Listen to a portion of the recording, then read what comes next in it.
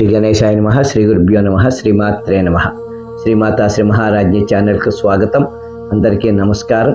శ్రీ లలిత రహస్య సహస్రనామ స్తోత్రాల అర్థాలు తెలుసుకుంటున్నాము అమ్మ దయతో.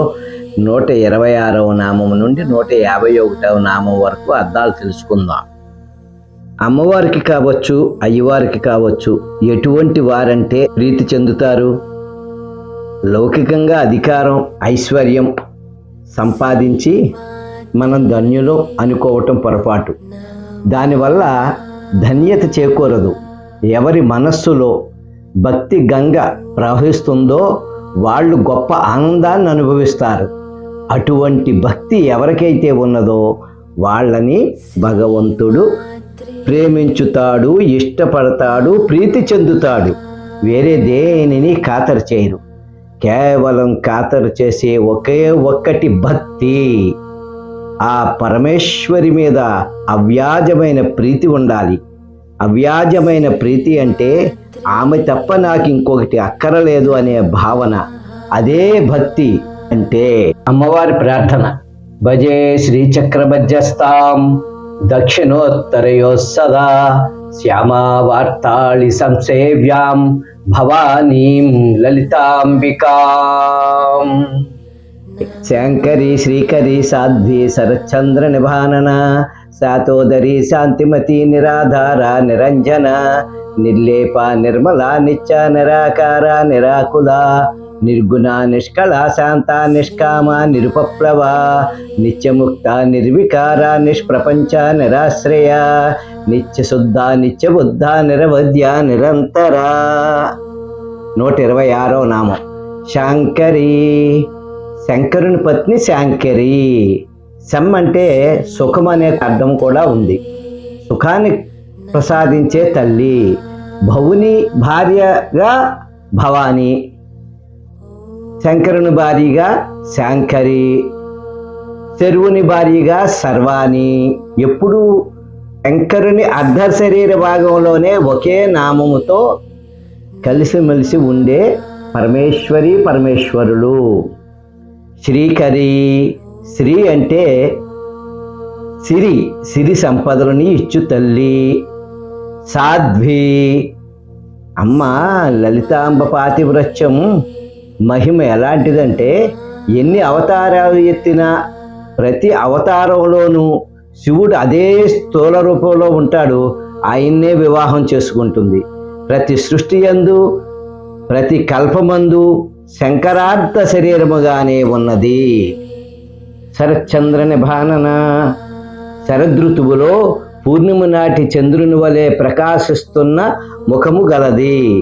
ఇంకో విషయం, శరదృతువులో కృష్ణపక్షంలో కూడా చంద్రుడు ప్రకాశం చాలా బాగుంటుంది. అందుకే ఆశ్వీజ పూర్ణిమ, కార్తీక పూర్ణిమ ఈ 2 పూర్ణిమలను మనం చూస్తే ఈ నామంలో చెప్పినట్లు అమ్మవారిని చూసినట్లే ప్రకాశంగా ఉంటుంది.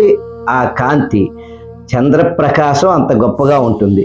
భక్తి భావంతో ఆ వెన్నెల కిరణాల కాంతి అంతా అమ్మవారే అని భావించాలి. శాతోదరి. ప్రతి వారి హృదయంలో చిదగ్ని రూపంలో ఉంటుంది కనుక శాతోదరి. మరి ఒక అర్థం, హిమవంతుడు తండ్రి పర్వత రూపుడు సతోదరుడు అంటే లెక్కలేనన్ని ఉదరములు అంటే గుహలు కలవాడు. అట్టి హిమవంతుని పుత్రిక కావున శాతోదరి.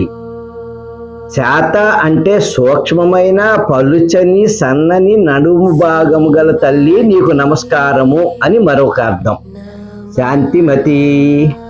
జీవిత పరమార్థం తెలిపే నామం ఇది. పరమశాంతి గలది, మనోనిగ్రహము గలది. శాంతి అంటే నిశ్చల స్థితి. భక్తితో నియమంగా ఉండే వ్యక్తి శాంతంగానే ఉంటాడు.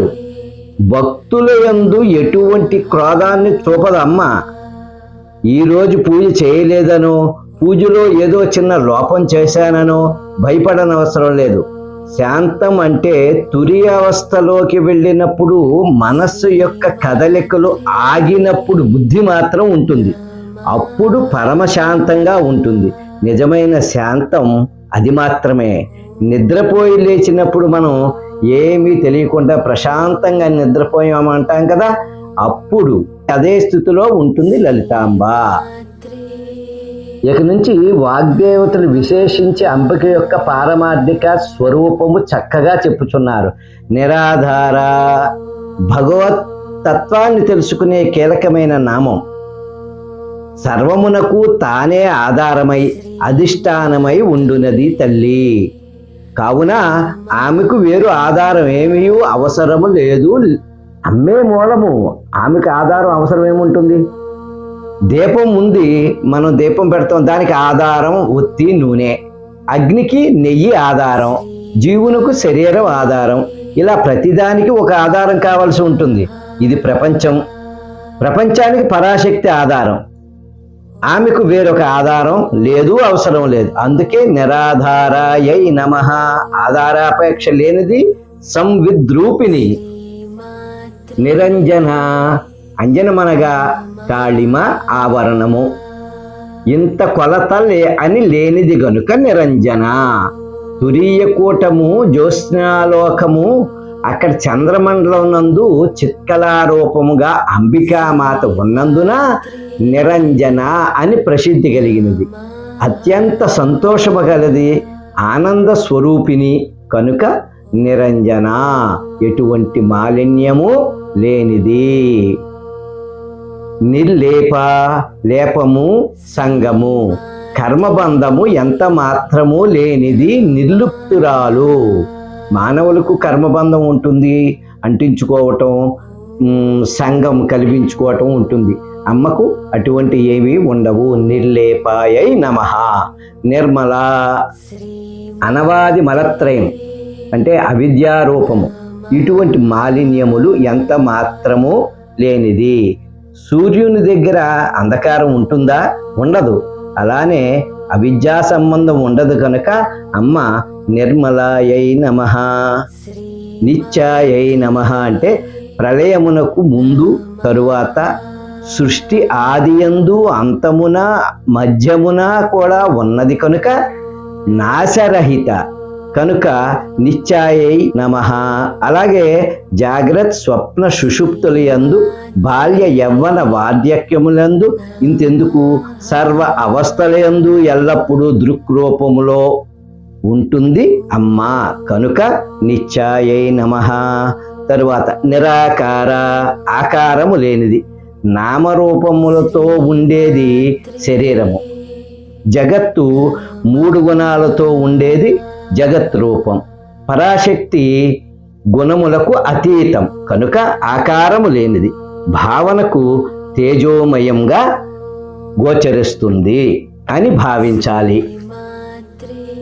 నిరాకుల, చిత్తచాంచల్యము లేనిది అంటే వ్యాకులత, ఎటువంటి కలత లేనిది అంటే చెక్కు చెదరకుండా ఒకేలా ఉంటుంది. కేవలం దృక్కు. చిత్తచాపల్యం, చిత్తచాంచల్యం లేనిది కనుక నిరాకులాయై నమః. నిర్గుణ, ఏ విధమైన గుణములు లేనిది, త్రిగుణాతీతము. శృతులు కూడా ఈ విషయం చెప్పుచున్నవి. నిర్గుణాయై నమః. తరువాత నిష్కలాయై నమః. నిష్కల అంటే పూర్ణత్వం, కళ అంటే అంశము. బిందు రూపమైన పూర్ణము నుండి అంశాలు కలుగుతున్నాయి కనుక నిష్కలాయై నమః. నిర అవయవ స్వరూపిణి అంటే పూర్ణత్వము, అవయవములు లేనిది. శాంత, తరంగాలు లేని అమృత సరస్సు, అంతటి శాంతమూర్తి. సమస్త క్రియా నివృత్తి రూపముగు శమము. శమం అంటే శాంతం. శమము సదా స్వరూపముగా గలది. శాంతస్వరూపమే అమ్మ. నిష్కామ, కోరికలు ఎంత మాత్రమూ లేనిది. సంపూర్ణ కామస్య కిమిచ్చేతి. అన్నీ తానే అయినప్పుడు అమ్మకు కోరికలు ఉండవు కదా. సృష్టి అంతా ఆమెయే. అర్ధకామాలు 2 కూడా జలప్రవాహము అని తెలుసుకుని మన మనస్సును ధర్మానికి మోక్షమునకు మధ్యలో ప్రవహించేలా చూడాలి. అప్పుడు కోరికలు ఉండవు. నిష్కామాయై నమః. తరువాత నిరుపప్లవ, సర్వోపప్లవ రహిత. ఉపప్లవ అంటే ఉపద్రవం. కోరికలు లేకపోతే ఉపద్రవాలు ఉండవు. ఆమెకేం కోరికలు ఉండవు గనక నిరుపప్లవాయై నమః. తరువాత నిత్యముక్తాయై నమః. అన్నింటి నుండి విడవబడటం ముక్తి. అటువంటి స్వరూపము కలది అమ్మ. అంటే ముక్తే అమ్మవారు. అమ్మ భక్తులు కూడా నిత్యముక్తులేనట. అమ్మవారి మీద భక్తి ఉంటే భోగమోక్షాలు రెండు ఇస్తుంది. అమ్మవారి భక్తి మనకు ముక్తికి దారి, ఆవిడే దారి చూపిస్తుంది. ఎక్కడిది అక్కడే, ఎప్పటిది అప్పుడే వదిలేసి అమ్మవారిని ప్రార్థించాలి. నిర్వికార, ఆకారమే లేనప్పుడు మార్పులేముంటాయి? వికారములకు మహదాది తత్వములకు అతీతమైనది.